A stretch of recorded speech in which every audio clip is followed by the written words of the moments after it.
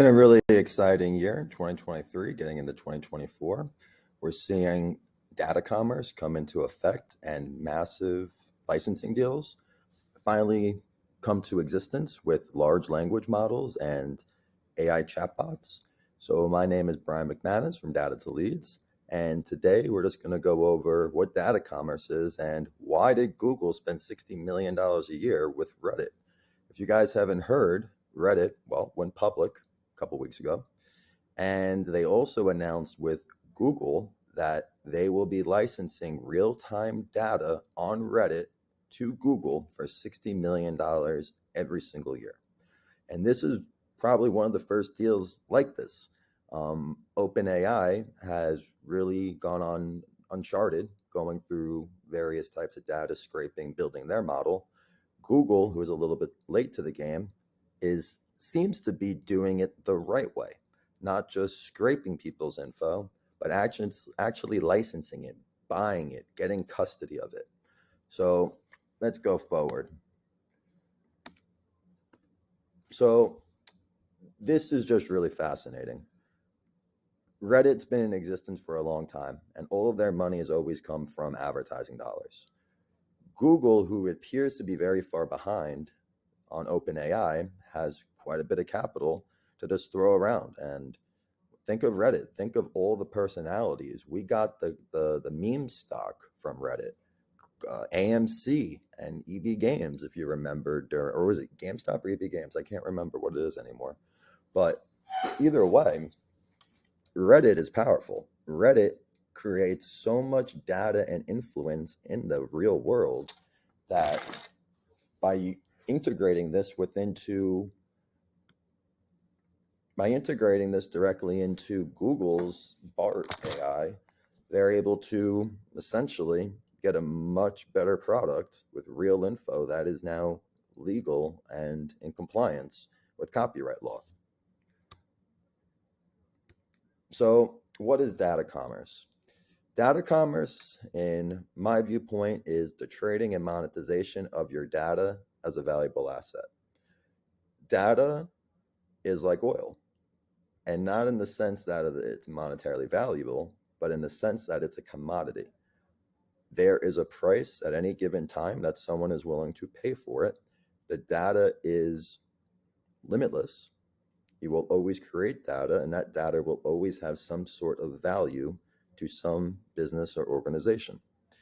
So all data commerce really is the existence of consumers and businesses and entities buying and selling data amongst one another and making sure that the originator of the data is eventually compensated. So when I said that it was a really exciting year, I meant it. These language models that have been developed have learned everything from everything that's happened on the internet in the last 20 years. So OpenAI is really who, and ChatGPT, I should say, is who really proved that this is an economy that will be $1 trillion industry over the next 10 years. The demand for data is massive. OpenAI has beat nearly every language model to the game. You have Elon Musk trying to build his own, and you have Google trying to build their own. It goes on and on and on. And the name of the game is, how do you have the better AI? Well, it's not just what it's trained on, but it's what it is legally trained on. Imagine if Netflix, imagine if Disney, and imagine if a knockoff Netflix was able just to copy the Netflix library and start their own. That is essentially what data commerce is as of today. Copying the data and repurposing it for yourself, but there's no copyright laws around it that can actually handle the size of this problem. So whenever we think about copyright, it might just be data, but think about copyright on music. How does that work with music? You have Big Sean do a feature in, I don't even know, I haven't been listening to music. Big Sean does a feature in, take whatever, I don't even know. Point being is, that is IP, that's data. That music is data, and it's owned by somebody. So either The artist can get royalties on the song that he's contributing his verse to, his instrumental to, or he can get a one-time payout. And maybe the artist buys that verse from the more popular artist for $250,000. They now own the copyright of him in that period of music. So it's been happening over and over again. Think about music libraries, how Bruce Springsteen just sold his library for $1 billion. Then you have Kiss that just sold it for $300 million. All of that music can be dissected into little bits and bytes and can be pushed into copyright, whether it's listening to the music or actually the copyright of how the music flows. So we all know copyright's worth a lot of money. So the biggest issue in data commerce as of today is protecting it. So just in summary, why is data commerce important? We already know all the massive AIs that are coming out, BART, ChatGPT, Sora, and I forgot the one of Elon Musk that he's making, but there's another one there. It's almost like NFTs. It's going out of style. Now it's not just about the bells and whistles, but it's about how does this make an impact in your business? So the biggest impact that I can see is the artificial intelligence angle, where if you don't violate the laws, you are already 10 steps ahead of all your competition. Because while you are compliant, your competition will eventually be sued in the past for any new laws that come into effect in the future. The best example that just actually happened about a week ago, the CTO of OpenAI during an interview acknowledged that the video generation AI, Sora, that is yet to be publicly released, used almost every YouTube video on YouTube to train it. So, and you can see that I have a source below for Business Insider, but that is the level of complexity of this issue. Not only did you steal YouTube's library, you stole the content creator's copyright. So the issue is so big that I don't believe there really is any formula in place to account for it, because you're not just violating YouTube's terms, you're affecting every individual who produced content, almost like wrote an article with their own original words, took that, plugged it into ChatGPT. I mean, my logic is this, right? If ChatGPT learned Harry Potter 1 through 7, and then it was able to make Harry Potter 8, and it made $1 billion, I don't believe the person who wrote Harry Potter 8 earned that, because copyright is a formula. It's not just word for word for word, it's the formula. Think of Hollywood. Think of Law and Order. Think of all these shows that have the same boring cookie cutter format. That's copyright.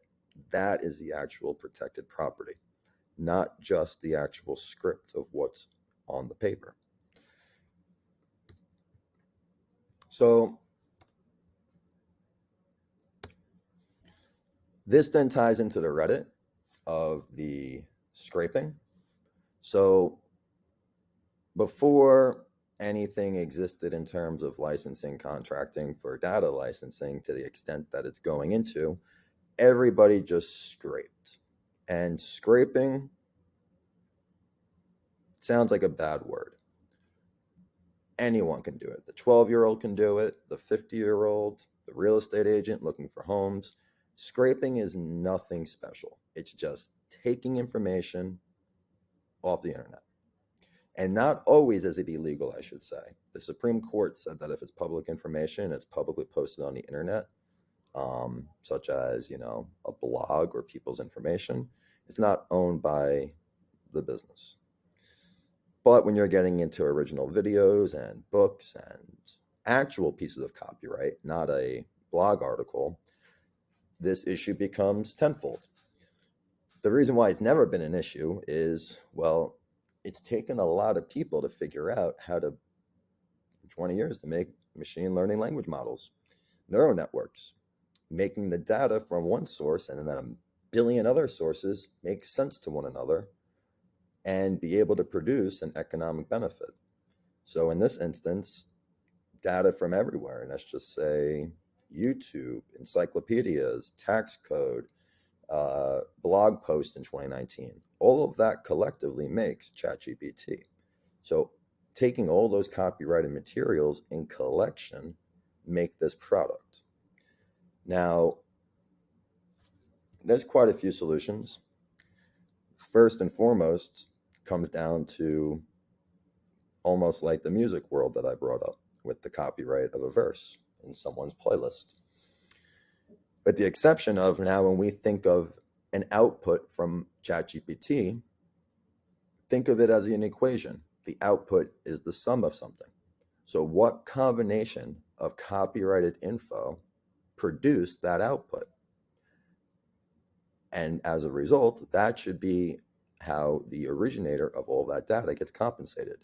If you're able to produce a large model where the data going in and out can be tracked, you are now able to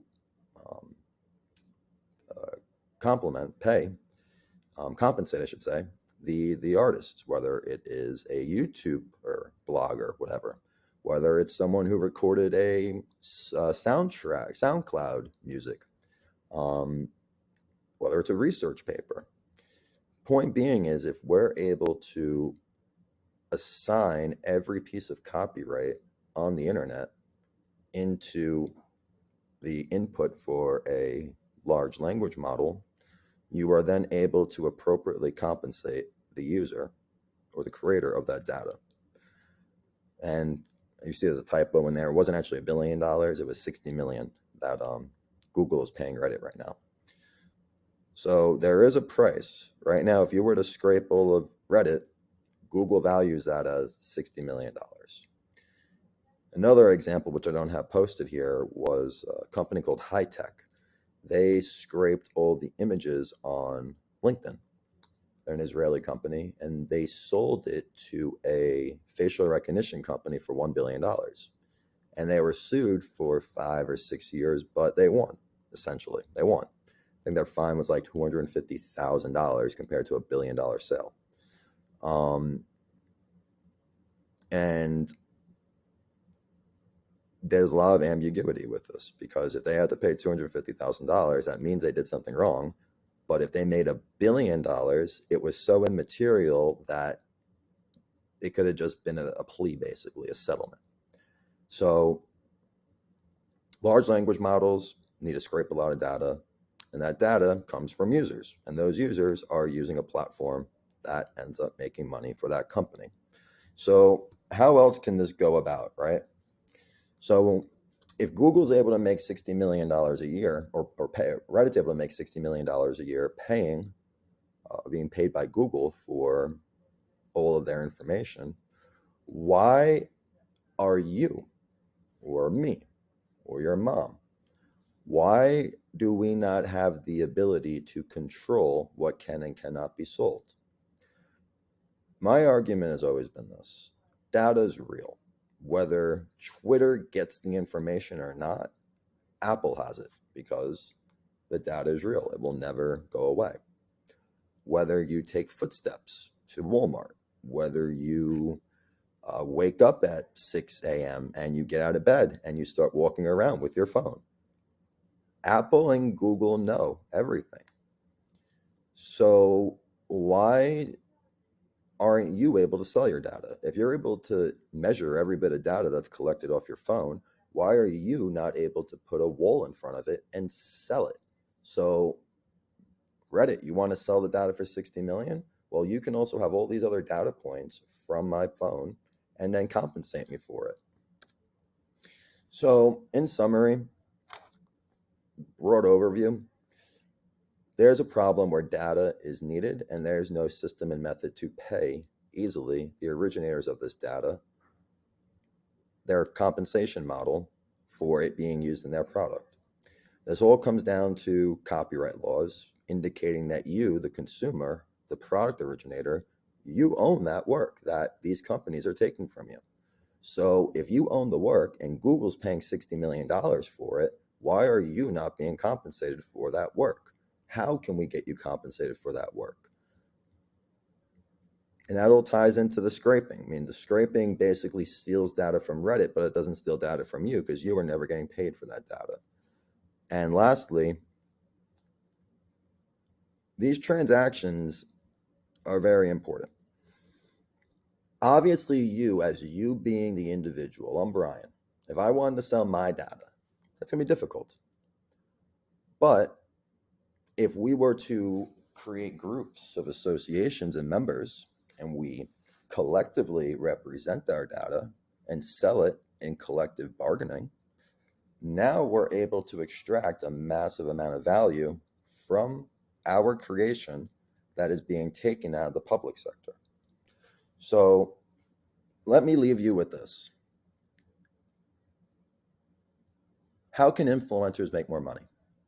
Well, they can create these memberships, associations, and their followers can opt in to various types of data that influencer can sell at the prices demanded.